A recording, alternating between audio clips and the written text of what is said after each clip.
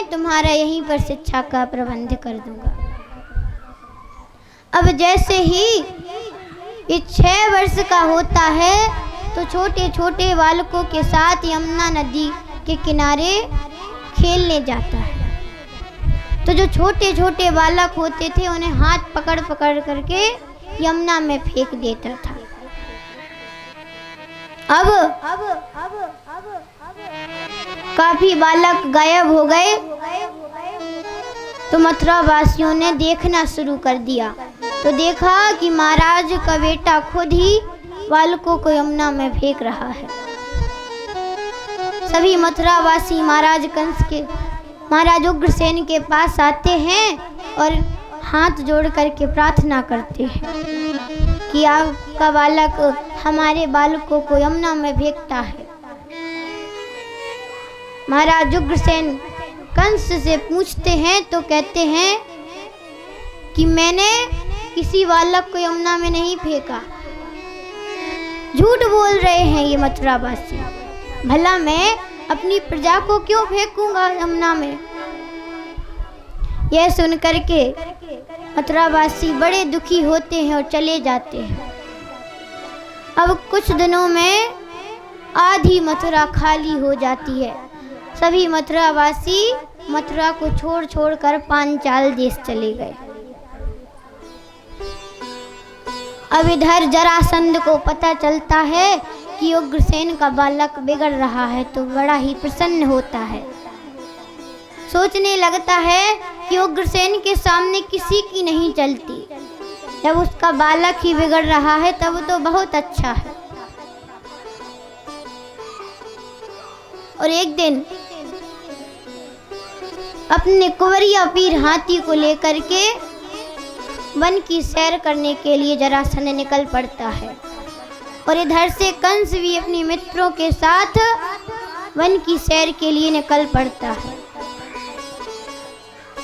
Jarasandh one के बीचों बीच अपना तंबू गाड़ लेता है और जो कुंवरिया पीर हाथी था उसमें 10,000 हाथियों का बल था। वह जंजीर थमा देता है और कहता है यहाँ से सीधा रास्ता बनाओ। कुंवरिया पीर सीधा रास्ता बनाने लगता है, पेड़ों को गिराता हुआ जा रहा है। अब उधर कंस ने देखा तो कहने लगा ये तो क्षण भर में पूरे वन को नष्ट कर देगा।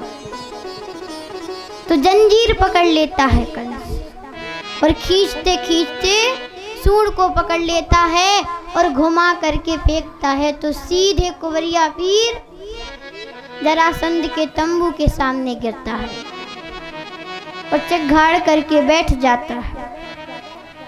दौड़ता हुआ कंस वहां पर पहुंचता है। जरासंध से कहता है ये तुम्हारा हाथी है। जरासंध कहता है हाँ ये मेरा हाथी है, इसका नाम कुंवरिया पीर है और इसमें 10,000 हाथियों का बल है।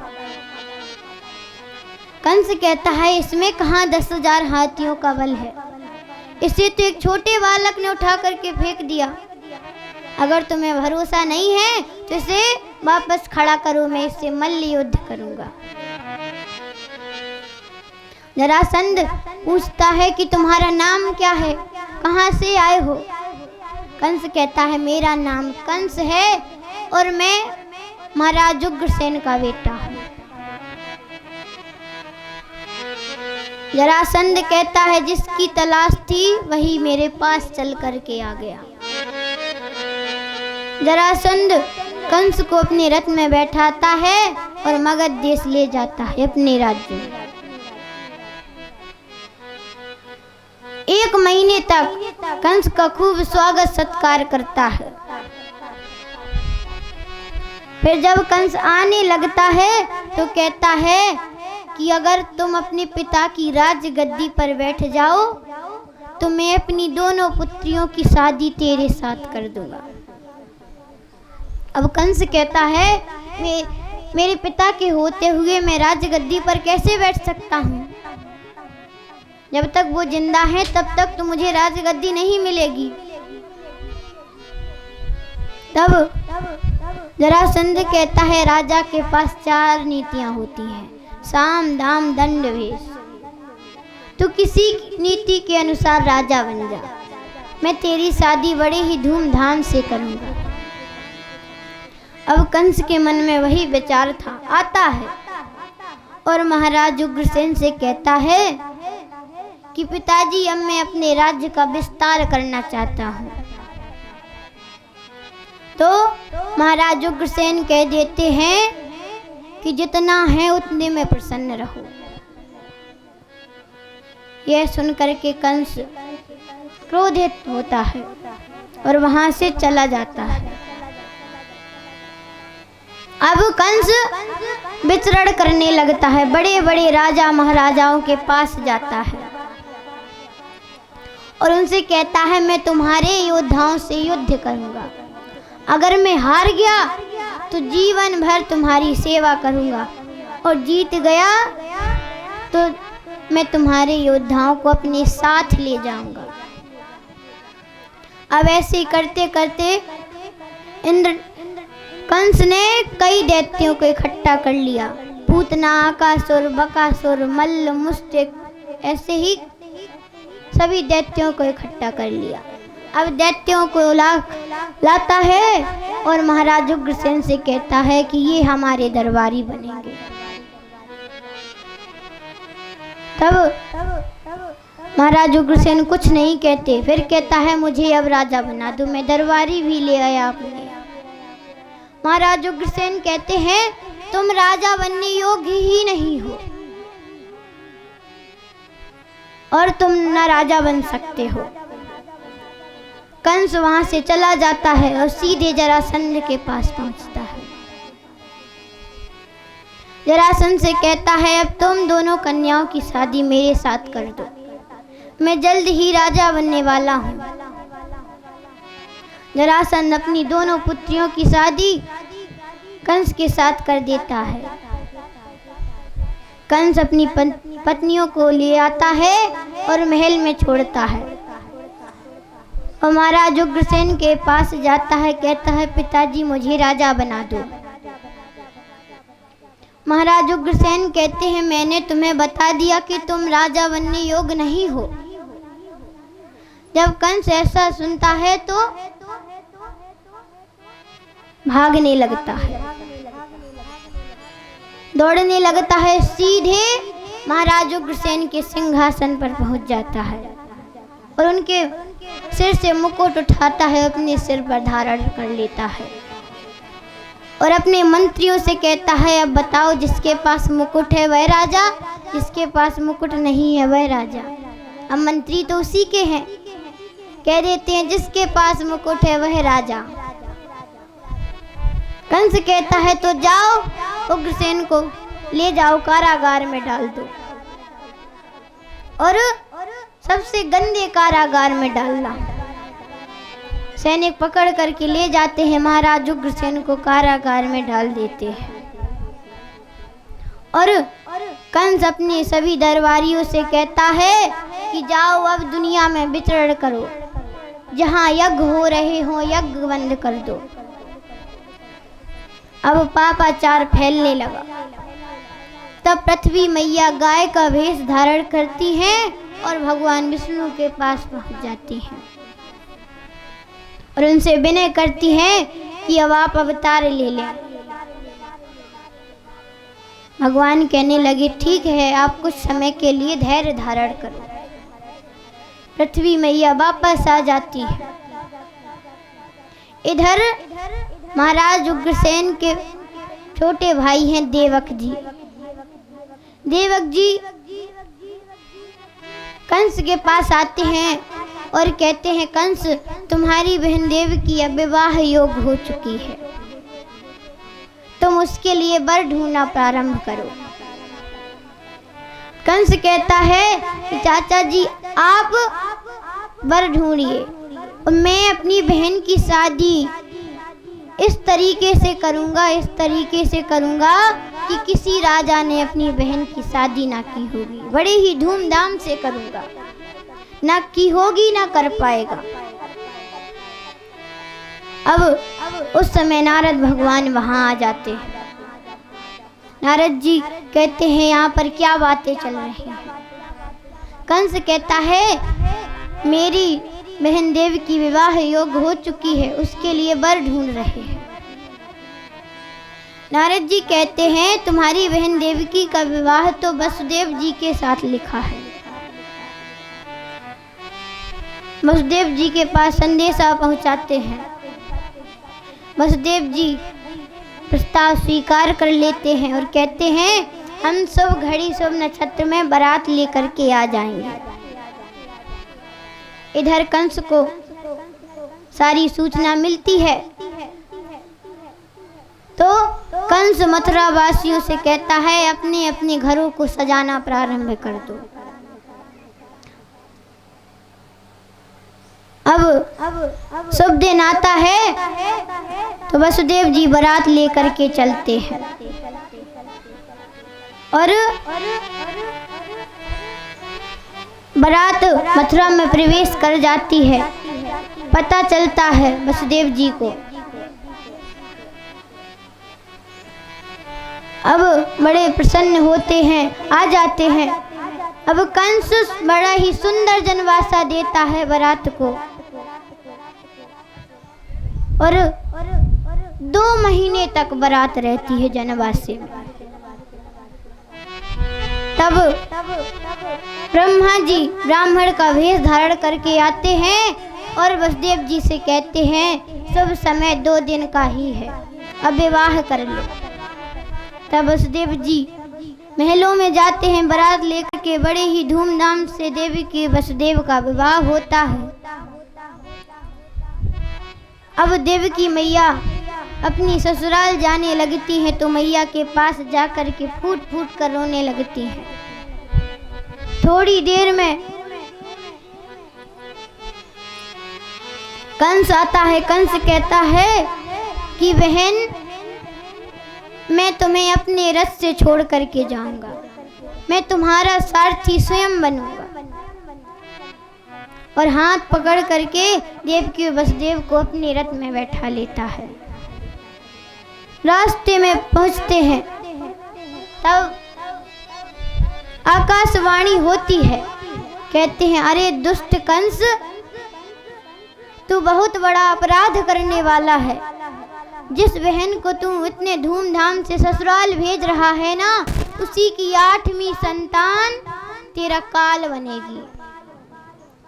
जब ऐसा कंस सुनता है तो पहले तो घबरा जाता है, बाद में जोर जोर से हंसने लगता है और तलवार निकाल करके कहता है जब देव की हीना जिंदा रहेगी तो मेरी मृत्यु कैसे होगी। मारने के लिए आगे बढ़ता है तो वसुदेव जी रोक देते हैं। वसुदेव जी कहते हैं कि मैं तुम्हें वचन देता हूँ कि मैं अपनी सारी संतानों को तुम्हारे पास लेकर के आऊंगा, लेकिन देवकी को मत मारो। तब कंस छोड़ देता है देवकी मैया को। अब आ जाते हैं 1 वर्ष के बाद देवकी मैया एक पुत्र को जन्म देती है। बड़ी प्रसन्न होती हैं। वसुदेव जी आते हैं, कहते हैं लाओ देवी ये पुत्र मैं महाराज कंस को देकर आऊं।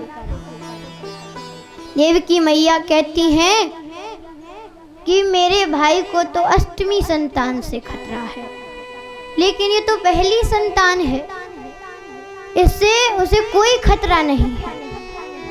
लेकिन वसुदेव जी कहते हैं मैंने महाराज कंस को वचन दिया है। और इतना कह करके बालक को छीन लेते हैं और महाराज कंस के पास ले जाते हैं। महाराज कंस बालक को देखते हैं, बड़े प्रसन्न होते हैं, भावुक हो जाते हैं, कहने लगती कितना सुंदर बालक है। वसुदेव मैं तुम्हारी सच्चाई से बड़ा ही प्रसन्न हूँ, तुम वादे के बहुत ही पक्के हो, इसीलिए तुम इस बालक को ले जाओ। मेरी मृत्यु तो अष्टमी संतान से, इसीलिए तुम 8वें पुत्र को मेरे पास लाना। वसुदेव जी बड़े ही प्रसन्न होते हैं। अब नारद जी देखते हैं, नारद जी कहने लगे अगर कंस ऐसा करेगा तो भगवान कैसे अवतार लेंगे। तब नारद भगवान आते हैं और कहते हैं कंस तुमने बालक को क्यों छोड़ दिया। कंस कहता है बालक बड़ा ही सुंदर था और मुझे तो अष्टमी संतान से खतरा है। तब नारद जी एक 8 पत्तियों वाला कमल उठाते हैं और कहते हैं अब इसमें से ये बताओ इसमें कौन सी पत्ती पहले नंबर की है और कौन सी 8वीं। कंस कहता है इसमें तो सभी 8वीं है और सभी पहली है। तब नारद जी कहते हैं तो तुमने ऐसा कैसे सोच लिया कि ये प्रथम बालक है, ये शायद अष्टमा बालक भी हो सकता है, यही तुम्हारा काल हो। कंस क्रोधित हो जाता है, वापस बालक को मंगवाता है और वध कर देता है बालक का। पहला बालक, दूसरा बालक, तीसरा बालक, चौथा बालक, 5वां बालक और 6वां बालक, 6 बालकों की हत्या कर देता है कंस। अब भगवान शेषनाग जी से कहते हैं कि राम अवतार में आप मेरे छोटे भाई बने थे, इससे आपने सारा जीवन भाई की सेवा में लगा दिया। इस बार मैं चाहता हूँ कि आप मेरे बड़े भाई के रूप में जन्म लें। शेषनाग जी कहते हैं ठीक है। शेषनाग जी देवकी मैया के गर्भ में स्थापित हो जाते हैं। 1 महीने के बाद देवकी मैया वसुदेव जी से कहती हैं हमारे यहाँ वापस खुशी आई है। अब इधर भगवान योग माया को बुलाते हैं। योग माया से कहते हैं कि तुम्हें मेरा एक काम करना है, तुम्हें मेरी मैया देवकी के पास जाना है। उनके गर्भ में शेषनाग जी फलित हो रहे हैं। शेषनाग जी को ले जा करके देवकी मैया की बड़ी बहन रोहिणी मैया के गर्भ में स्थापित करना है।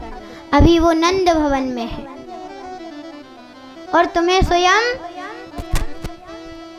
नंद बाबा की पत्नी यशोदा के गर्भ में स्थापित हो जाना है। फिर मेरे बाबा मुझे लेकर के आएंगे, तब मेरे बाबा के साथ तुम वापस आ जाना और कंस जब तुम्हें मारने के लिए ऊपर उछाले तो आकाश में चली जाना और सारा भेद बता देना। अगर तुमने मेरा ये कार्य कर दिया तो मैं तुम्हें पूरे विश्व में पूजित करवाऊंगा। योग माया प्रसन्न हो जाती हैं और शेषनाग जी को साथ लेती हैं और रोहिणी मैया के गर्भ में स्थापित कर देती है। स्वयं नंद बाबा की पत्नी यशोदा के गर्भ में स्थापित हो जाती है। अब इधर कंस को पता चलता है कि देवकी का गर्भ नष्ट हो गया तो बड़ा ही प्रसन्न होता है, कहने लगा अब तो बालकों ने भी आना बंद कर दिया। अब बारी थी भगवान के आने की। तब नारद भगवान आते हैं और कंस से कहते हैं कंस अब अष्टमी संतान के लिए नाटक चल रहा है, अब संभल जा कहीं तुझसे कोई भूल ना हो जाए। और देवकी वसुदेव ने अष्टमी संतान को छुपा दिया, फिर क्या होगा। कंस नारद जी के सारे को समझ जाता है और 8 दीवारों के अंदर बंद कर देता है। एक पहरेदार की जगह 2 पहरेदार लगवा देता है और कहता है कि आप लोगों को कोई लापरवाही नहीं करनी है। अगर आपसे कोई गलती हुई तो आपको मृत्यु दंड मिलेगा। पहरेदार डर जाते हैं, पहरेदारी करने लगते हैं। भगवान ने 9 महीने के पहले जन्म लिया था, क्योंकि देवकी मैया जैसे ही गर्भवती होती थी कंस को पता चल जाता था और सीधे 9 महीने के बाद आता था। इसीलिए भगवान ने सोचा पहले जाऊंगा, तब भगवान 9 महीने से पहले जन्म लेते हैं। अब पहला महीना, दूसरा महीना, तीसरा महीना, ऐसे ही 8 महीने बीत जाते हैं। अब भादों की रात थी, कृष्ण पक्ष में अष्टमी के दिन शाम के समय मैया का शरीर कांपने लगता है। फिर थोड़ी देर बाद भगवान प्रकट हो जाते हैं विष्णु चतुर्भुजी रूप में। अब मैया कहती है मैंने तो आपको बालक के रूप में मांगा था, आप तो 4 भुजाएं लेकर के आ गए। भगवान कहने लगे मैं तुम्हें बताने आया हूँ कि जब मेरा जन्म हो तो तुम नंदगांव मुझे भेज देना। मैया कहती है ठीक है। इतना कहते हैं भगवान अंतर ध्यान हो जाते हैं। रात्रि के 12 बजते हैं। एक तेज चलता है उत्तर दिशा से और भगवान मैया के चक्कर काटते हैं और एक बालक के रूप में प्रकट हो जाते हैं। बोलिए श्री कृष्ण कन्हैया लाल की जय।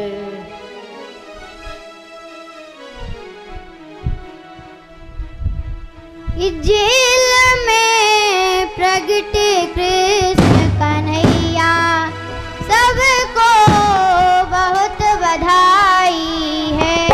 सभी लोग अभी अपने अपने स्थान पर बैठ जाएं।